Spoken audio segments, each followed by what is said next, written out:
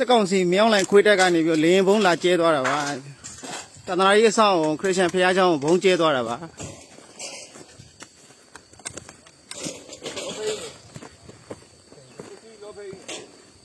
มาဒီတိတဲ့ကြာ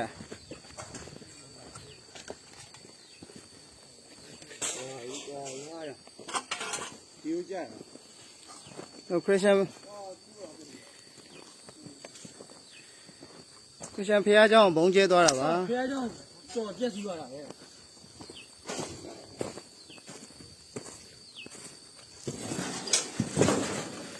သာသနာရေးအဆောက်အုံတွေကိုပြစ်မှတ်ထားပြီးအဓိကပြစ်တာပါ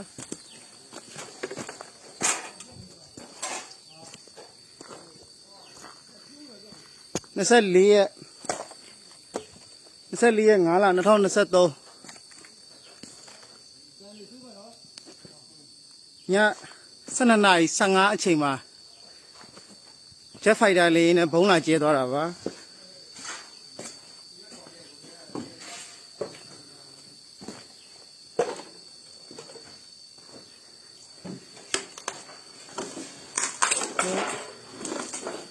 ခရစ်ယာန်ဖခင်เจ้าရဲ့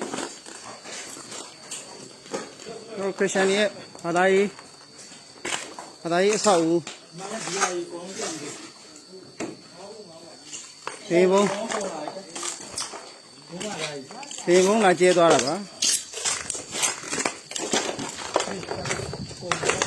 စစ်လို့တိုက်တာမဟုတ်ပါဘူးစစ်လို့တိုက်တာမဟုတ်ဘူး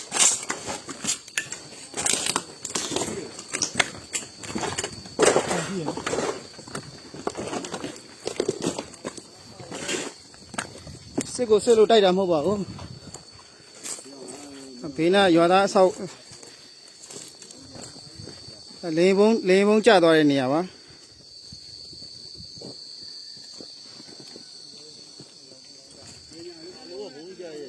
ဖះเจ้าရဲ့အဆောက်အဦတက်တဲ့ကို